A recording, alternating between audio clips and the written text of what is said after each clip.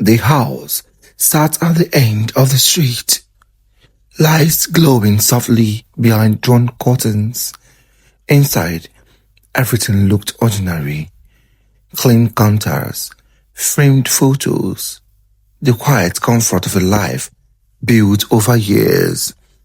Emily moved through the rooms with practiced ease, straightening pillows, shaking her phone, listening for the sound of a car that hadn't arrived yet.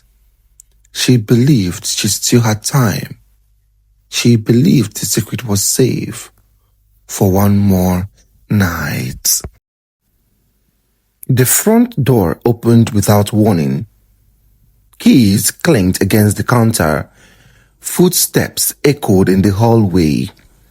Mark was home early.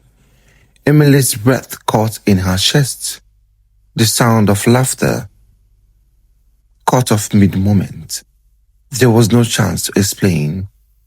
No chance to rearrange reality before it collided head-on with the truth. As Mark walked down the hall, the air grew heavier with every step until the bedroom door opened and the illusion shattered. For a brief second, no one spoke. Mark stood frozen, eyes scanning the room, trying to make sense of what he was seeing. Emily couldn't meet his gaze. The other man fumbled with his clothes, panic written across his face. Then Mark's voice broke the silence, low, sharp, disbelieving. Questions poured out. Accusations followed. Each word landed harder than the last. Years of shared memories replayed in Mark's mind, now poisoned by what stood in front of him. Emily tried to explain, but every sentence sounded What are you doing hollow, here? We need to talk. even to her. The calm exploded into chaos. Voices rose, overlapping, filled with rage and betrayal. Mark paced the room, hands clenched, demanding answers that only deepened the wound. Emily cried, begged, denied, then admitted, each step unraveling what little control she had left. The other man slipped out, leaving behind silence that felt louder than the shouting had been. What remained was a marriage collapsing in real time, with no audience, just two people facing the truth neither was prepared for. Mark stopped pacing. He looked at Emily, his voice steady now, dangerously calm. He said he was done. He said he was leaving. He said everyone would know, family, friends, co-workers. Each word landed like a blow. Emily felt the walls closing in. Images flashed through her mind. Judgment, shame, losing everything she had built.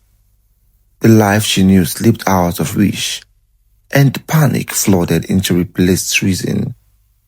She wasn't thinking about tomorrow. She was thinking about escape. Time slowed. Emily moved without fully understanding why. Her heart raced. Her thoughts scattered, driven by fear rather than intent. There was no plan, only the desperate need to stop what was happening, to stop the future she saw unfolding before her. When it was over, the world felt unreal. Mark lay still. The house, once full of noise and anger, fell into an unnatural quietness. Emily stood there, shaking, staring at the irreversible reality of her choice. Minutes passed, then hours. Emily wandered through the house like a stranger, every familiar object now foreign. She She sat, she stood, she paced, she waited for regret to undo what had been done. For time to rewind itself, it didn't. Eventually, she picked up the phone. Her voice sounded distant, even to herself, as she called for help and began shaping a story she hoped would save her. Flashing lights filled the windows, casting red and blue shadows across the walls. Officers moved through the house, asking questions, taking notes, observing details Emily hadn't thought to erase. She spoke carefully, explaining the argument, the fear, the chaos. But under their calm questions, pressure built, timelines blurred, statements shifted. The truth lingered just beneath the surface, waiting. Hours later, exhaustion took its toll. Emily's story cracked. Tears replaced composure.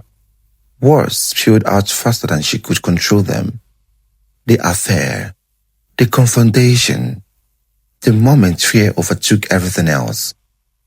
She didn't say she meant to kill him. She said she panicked. She said she didn't see another way. The confession settled heavily in the room, final and unforgiving. What remained the courtroom months later was silent. Emily stood as the verdict was read, her face blank, her future sealed.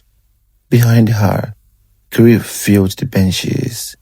Two families mourning different losses, bound together by the same night, a secret exposed, a moment of fear, a choice that could never be undone.